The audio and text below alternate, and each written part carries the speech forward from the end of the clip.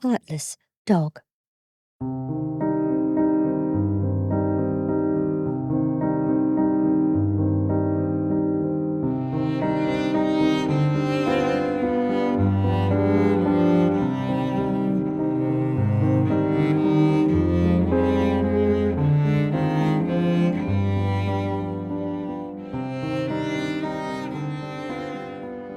The privilege of a good education and the dusty traditions of an antiquated justice system had led to the little town of Wildown to be ruled by a judge known as the Heartless Dog, for he was indeed that.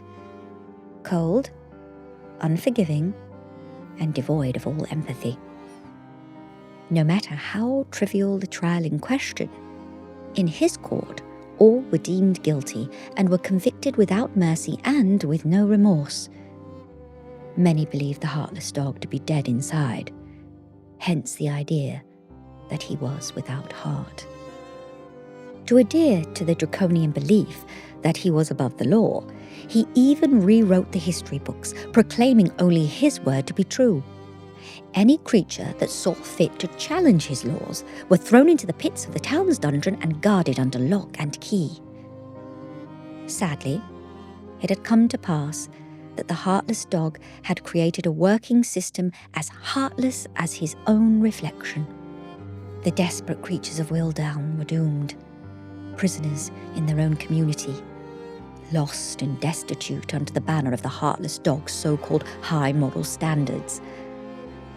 Little did he realize, however, that these standards were all about to change.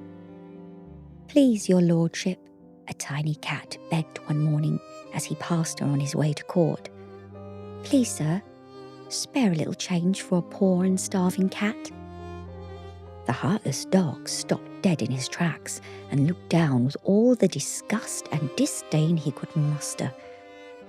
"What an utter disgrace you are," he spitefully hissed in the direction of the frightened feline.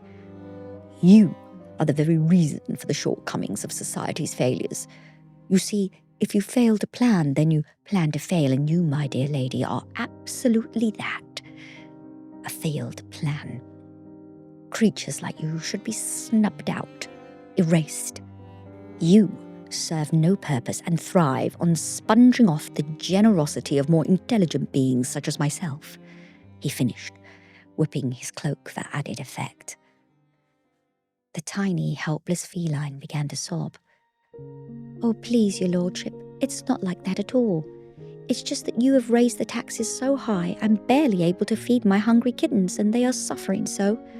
Just a few pence, sir, that I may buy them supper and love them as a mother should." "Mother," he nastily retorted. "You're hardly that if you can't even feed your babes. I tell you what," he cruelly whispered, lowering himself so that he was ear to ear with the trembling cat. "How about I give you some free advice instead? Why don't you take yourself and your no-good mangy kittens down to the river and drown your sorrows there, if you get my drift?" And with that, the malevolent canine rose to his feet, gave the cat one last look of disgust, and began to step away. Just as he did, the helpless cat took a deep breath and bravely called out to the nasty dog. "You, sir, have no idea of what suffering you have created, and suffering be a sad, awful thing. You may think it's nice to be important, but it's more important to be nice, for you don't know when suffering may be upon you, and you may need a kind hand along the way." The Heartless Dog laughed coldly. "This is precisely the difference between you and I. You see, I live well, and therefore need only my own good hand for guidance and support, for I am not a lowly beggar like you, and I never will be." With that, he spat at her feet and stomped off to court with his nose pointed high in the air. Well, may I tell you this? The day did come when the Heartless Dog was forced to beg. A series of unfortunate events and a lapse in filing lawful documentation meant that the Heartless Dog was questioned under scrutiny by the powers that be. Deeply outraged and deeply offended, the prideful dog could not comprehend their accusations of unlawful misconduct and took to his study, ripping books from the shelves and destroying years of public artifacts. In his blind rage, he failed to notice the oil lamp which had fallen to the ground and was now burning dangerously through the threads of his expensive Persian rug. Before the Heartless Dog had a moment to react, his entire study was caught up in a sea of flames, and the scared mongrel had to flee from his estate completely helpless as it burned to the ground before his sad puppy dog eyes. Pain filled his heart as he watched his whole life burn before him. The grief and suffering overwhelmed him, and he sobbed with selfish remorse.